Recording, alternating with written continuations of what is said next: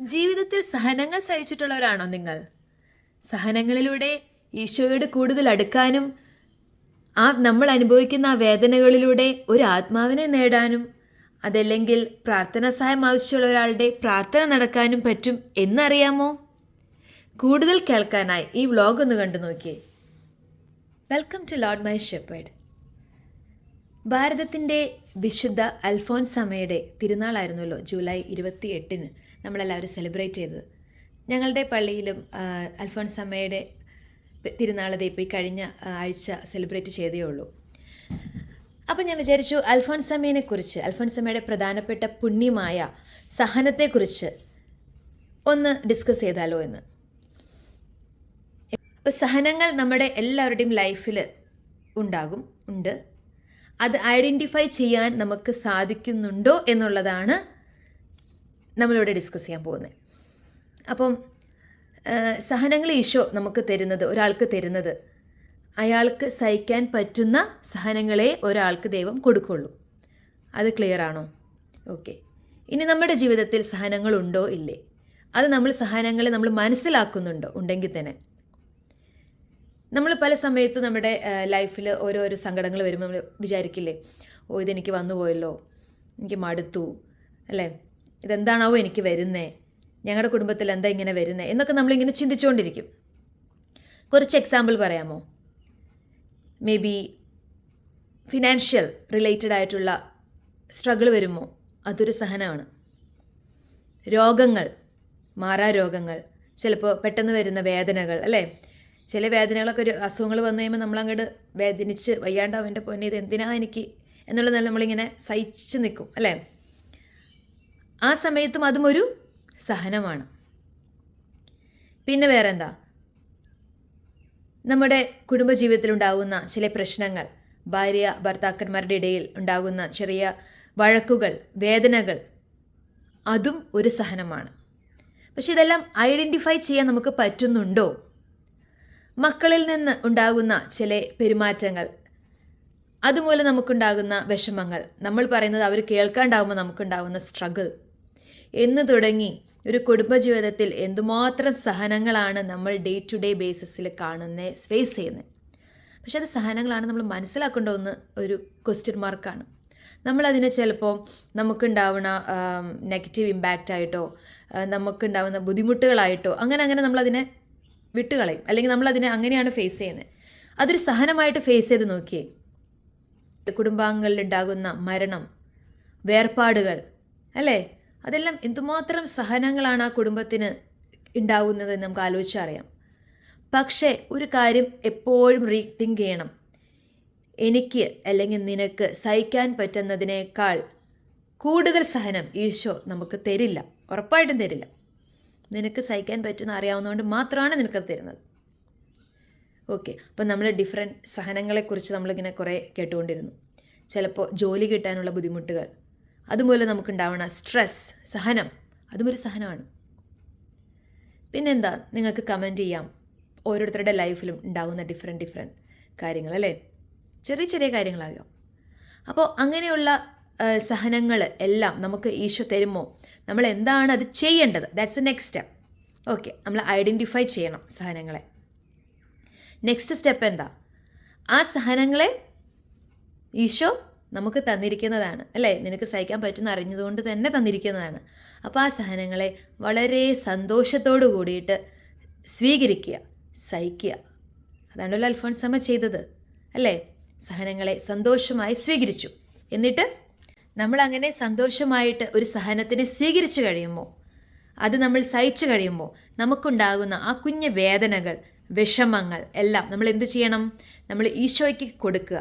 എന്നിട്ട് പറയുക, ഈശോയെ, അങ്ങ് തന്നിരിക്കുന്ന ഈ സഹനങ്ങൾ എനിക്ക് പറ്റുന്ന രീതിയിൽ ഞാനത് സഹിച്ചു. അതിലൂടെ എനിക്കുണ്ടായ ചെറിയ വേദനകളും സങ്കടങ്ങളും എല്ലാം, വിഷമങ്ങളും എല്ലാം ഈശോയെ, ഞാൻ ഈശോയ്ക്ക് സമർപ്പിക്കുന്നു. ആ സഹനങ്ങൾ ഞാൻ സമർപ്പിക്കുമ്പോൾ ഈശോയെ, അത് ഒരു ആത്മാവിനെ നേടാൻ നീ അതെടുക്കണമേ.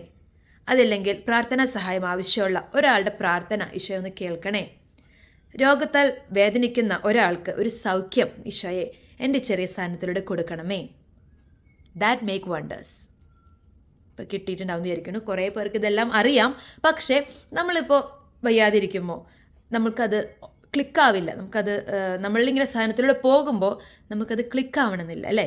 നമ്മളിങ്ങനെ സഹിച്ച് വിഷമിച്ച് എണ്ണിപ്പറക്കി സങ്കടം പറഞ്ഞ് എന്താണാവോ എനിക്കിത് വന്നേ എന്നൊക്കെ പറഞ്ഞ് ഇങ്ങനെ പോകുന്നല്ലാതെ അത് ഈശോ എനിക്ക് തന്നിരിക്കുന്നതാ സഹിക്കാൻ. ആ സഹനത്തിലൂടെ ഒരു ആത്മാവിനെ നേടാൻ, അല്ലെങ്കിൽ ആ സഹനത്തിലൂടെ നിന്നെ ഈശോയിലേക്ക് അടുപ്പിക്കാൻ വേണ്ടി നിനക്ക് തന്നിരിക്കുന്ന ഒരു ഓപ്ഷനാണ്, നിനക്ക് തന്നിരിക്കുന്ന ഒരു മാർഗമാണ് എന്ന് മനസ്സിലാക്കി അത് സ്വീകരിക്കുമ്പോൾ that makes changes. ഇവാഞ്ചലൈസേഷൻ കേട്ടിട്ടുണ്ടോ? ഈശോയെ പ്രഘോഷിക്കുന്നതാണ് evangelisation. As a Catholic, as a Christian, നീ ഈശോയെ പ്രഘോഷിക്കാൻ വേണ്ടി വിളിക്കപ്പെട്ടിരിക്കുന്നവളാണ്. അതൊരു സഹനമാണ്. എന്നെ സംബന്ധിച്ച് ഈ വ്ളോഗ് ചെയ്യുന്നത് വലിയൊരു സഹനമാണ്. അത് മനസ്സിലാവുന്നുണ്ടോയെന്ന് അറിയില്ല. കാരണം എനിക്ക് അടങ്ങി ഒതുങ്ങി എൻ്റെ വീട്ടിൽ ഇരുന്നാൽ മതി, പിള്ളേരെയും നോക്കി അല്ലേ, അവർ കാര്യങ്ങളും ചെയ്ത് ജോലിയൊക്കെ ചെയ്ത് വളരെ ഡീസൻ്റായിട്ട് ഇരുന്നാൽ മതി.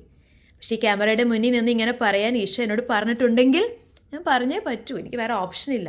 ഞാൻ അതിൽ നിന്ന് ഒഴിഞ്ഞു മാറാൻ നോക്കിയിട്ട് കാര്യമില്ല, അതിലേക്ക് തന്നെ ഇങ്ങനെ എത്തിക്കും. അപ്പോൾ ഈശോ നമുക്ക് തന്നിരിക്കുന്ന ചെറിയ ചെറിയ ഡ്യൂട്ടി, അല്ലെങ്കിൽ ഈശോനെ പ്രഘോഷിക്കാൻ തരുമോ അതും ചെയ്യണം. ഈശോനെ പ്രഘോഷിക്കാൻ വേണ്ടി ഇറങ്ങി തിരിച്ചവർക്കറിയാം, ഉറപ്പായിട്ടും സഹനങ്ങൾ അവർ സഹിച്ചിട്ടുണ്ടാവും. കാരണം ഈശോ പറഞ്ഞിട്ടുണ്ട്, എന്നെ അനുഗമിക്കാൻ ആഗ്രഹിക്കുന്നവൻ എൻ്റെ കുരിശും ചുമന്ന് എൻ്റെ പുറകെ വരട്ടെ. ഉറപ്പായിട്ട് സഹനങ്ങളുണ്ടാവും.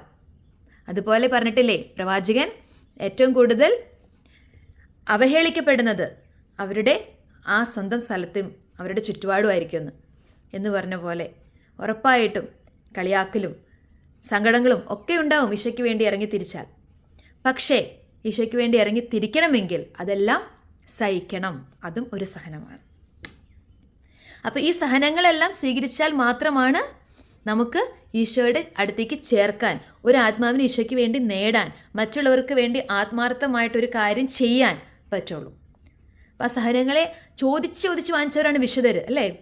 നമുക്ക് അറ്റ്ലീസ്റ്റ് നമുക്ക് ഡെയിലി ഫേസ് ചെയ്യുന്ന കാര്യങ്ങളിൽ നിന്ന് ആ സഹനങ്ങളെ സന്തോഷമായി സ്വീകരിച്ച് നമുക്കതിനെ നന്മയാക്കി മാറ്റിയെടുക്കാൻ നോക്കാം. എളുപ്പമല്ല, അറിയാലോ.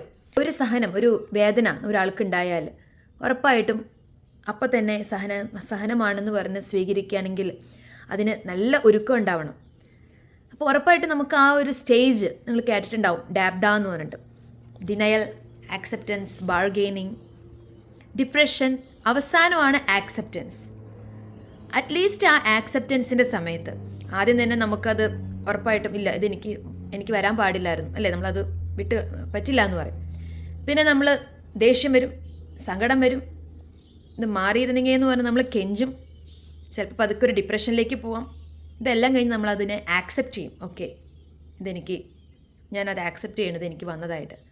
ആ ഒരു സ്റ്റേജിലാണ് നമ്മൾ സഹനങ്ങളും ആക്സെപ്റ്റ് ചെയ്യുന്നത്. ആ സമയത്താണ് നമ്മളത് സന്തോഷമായിട്ട് സ്വീകരിച്ച് ഞാൻ ഈ പറഞ്ഞ പോലെ മറ്റുള്ളവർക്കൊരു നന്മയ്ക്ക് വേണ്ടി നമ്മളത് കാഴ്ചവെക്കേണ്ടത്. പല കാര്യങ്ങളുണ്ട് ലൈഫിൽ. ഇപ്പോൾ ഇന്നത്തെ കാലത്ത് ഇഷ്ടം പോലെ ഡൈവേഴ്സുകൾ വരുന്നുണ്ടല്ലേ? അതിന് വേണ്ടിയിട്ട് ഒരു സെപ്പറേറ്റ് വ്ളോഗ് ചെയ്യണമെന്ന് ആഗ്രഹമുണ്ട്, ആ റിലേറ്റഡ് ടോപ്പിക്കിന് വേണ്ടിയിട്ട്. എന്തുകൊണ്ട് ഡൈവേഴ്സിലേക്ക് പോകുന്നത്? ടോക്സിക് റിലേഷൻഷിപ്പ് എന്നാണ് ഇപ്പോൾ പറയുന്ന ഒരു വാക്ക്. ടോക്സിക് റിലേഷൻഷിപ്പ് വേണ്ട, എല്ലാവരും ഹാപ്പി ആയിട്ടിരിക്കണം. അങ്ങനെ ആയിരുന്നെങ്കിൽ നമ്മുടെ പാരൻസും എല്ലാവരും എത്ര പ്രാവശ്യം ഈ റിലേഷൻഷിപ്പ് ബ്രേക്ക് ചെയ്തിട്ടുണ്ടാവും. അവരുടെ സന്തോഷത്തിന് വേണ്ടി വളരെ കൂളായിട്ട് ജീവിക്കാനായിരുന്നെങ്കിൽ എത്ര പ്രാവശ്യം റിലേഷൻഷിപ്പ് ബ്രേക്ക് ചെയ്തിട്ടുണ്ടാവും. അപ്പോൾ ലീഗലി അതിനുള്ള ഓപ്ഷൻസ് ഉണ്ട്, നമുക്ക് വരുന്ന വ്ളോഗുകളിൽ ഡിസ്കസ് ചെയ്യാം. പക്ഷേ ചെറിയ ചെറിയ സഹനങ്ങൾ ചിലപ്പോൾ നമുക്കതെല്ലാം ഓവർകം ചെയ്യാൻ ഹെൽപ്പ് ചെയ്തേക്കാം. അപ്പോൾ സഹനങ്ങൾ സന്തോഷമായി സ്വീകരിക്കാൻ ദൈവം നമ്മളെ അനുഗ്രഹിക്കട്ടെ. വൺസ് നമ്മളത് സ്വീകരിച്ചു കഴിയുമ്പോൾ അത് ഈശോയ്ക്ക് തിരിച്ച് കൊടുത്ത് നമുക്കുണ്ടായ വേദനകൾ ഈശോയ്ക്ക് സമർപ്പിച്ച് അതൊരു ആത്മാവിനെ നേടാനോ, ഒരു പ്രാർത്ഥന സഹായം ആവശ്യമുള്ള ഒരാൾക്ക് സൗഖ്യം ലഭിക്കാനോ, അവരുടെ ആവശ്യം നേടാനോ വേണ്ടി നമുക്ക് സമർപ്പിക്കാം. അതിനുള്ള ശക്തി പരിശുദ്ധാത്മാവ് നമ്മളിൽ ഓരോരുത്തർക്കും നൽകട്ടെ. ഈശോ അനുഗ്രഹിക്കട്ടെ. Praise the Lord. ബൈ.